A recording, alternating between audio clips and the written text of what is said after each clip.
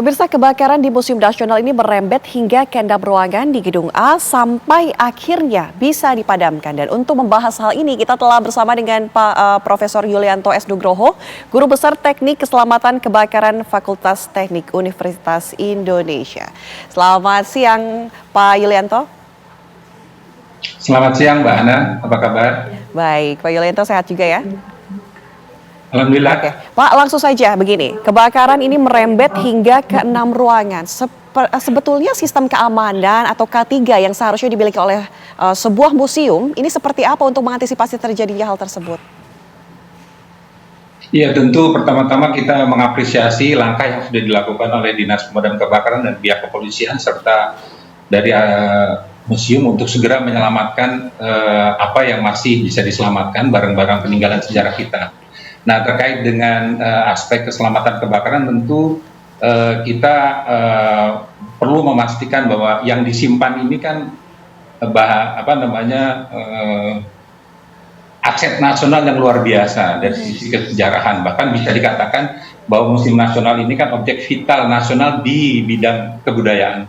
Oleh karena itu tentu kita harus memiliki sistem proteksi kebakaran yang terbaik untuk museum-museum kita itu.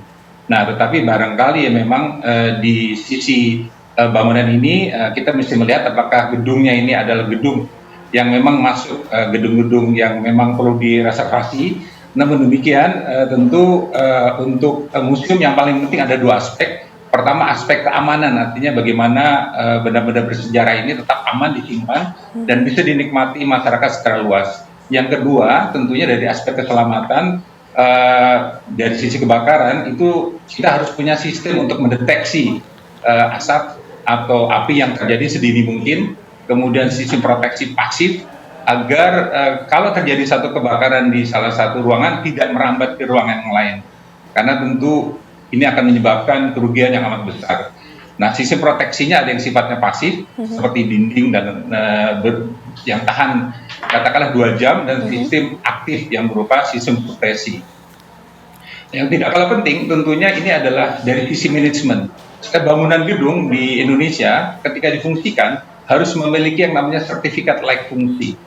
Nah, tentu ini sangat penting kita miliki dan kita pastikan gedung-gedung yang menyimpan barang bersejarah maupun layanan publik ini harus menyimpan, memiliki dokumen-dokumen ini dan pastikan bahwa operasional itu memang telah dipelihara dengan baik.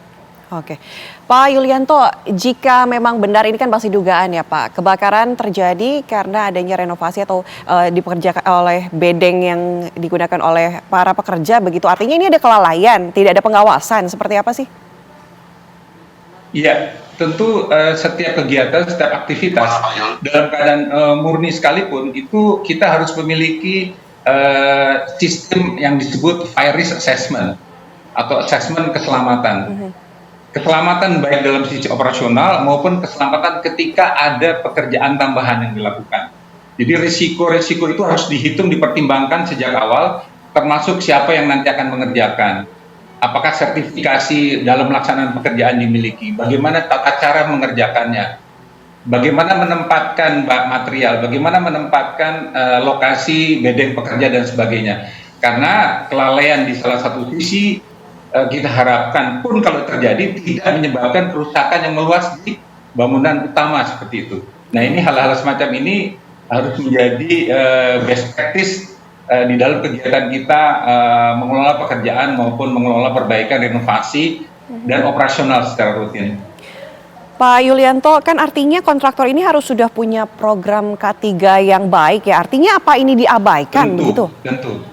Kita belum tahu, kita harus lihatnya di fakta dulu, pihak kepolisian sudah bekerja, tentu kita harus bersabar bagaimana nanti prosesnya akan, hasil penyelidikan ini akan terjadi, berlangsung, dan tentunya yang paling penting kita lakukan adalah kita proteksi apa yang masih baik, masih kondisinya baik, kita jaga, karena ini peninggalan sejarah kita yang amat panjang gitu. Iya. Sehingga nanti pekerjaan-pekerjaan untuk katakanlah mendisplay kembali ke masyarakat itu bisa dilakukan dengan kehati-hatian, dan ke depan kita tentunya perlu membuat sistem pengamanan maupun penyelamatan atau keselamatan dari sisi baik kebakaran, gempa, petir dan sebagainya, ini betul-betul menjadi perhatian utama kita. Oke. Karena sejarah itu meninggalkan Tidak ternilai yang begitu ya? tentunya harus kita jaga. Tak ternilai, kita harus bisa mempas-through ini. Oke. Bagaimana Pak, kita bisa meyakinkan oke. Pak Yulianto, kalau misalnya kita lihat Ya. Museum Nasional ini sebagai contoh begitu, agar tidak terjadi di museum-museum lain, harus diperiksakah kemudian sistemnya? Ya, jadi begini, semua bangunan publik milik pemerintah terutama harus menjadi contoh bahwa bangunan yang memenuhi standar kriteria keselamatan dan sebagainya harus dicontohkan oleh bangunan-bangunan pemerintah gitu. Oleh karena itu kita perlu juga melakukan investasi dalam hal pemeliharaan, peningkatan kondisi, katakanlah kita sebutkan namanya ketangguhan ya, resilience daripada bangunan-bangunan pemerintah, termasuk museum ini selamat dari sekian banyak potensi bahaya yang bisa terjadi. Oke, baik. Pak Yulianto, terima kasih sudah bergabung bersama kami memberikan Terima kasih, informasi Mbak. di Mudah-mudahan apa Ragam yang Perkara disampaikan Siang. bisa, ya. Selamat siang, Pak Yulianto. Selamat pagi.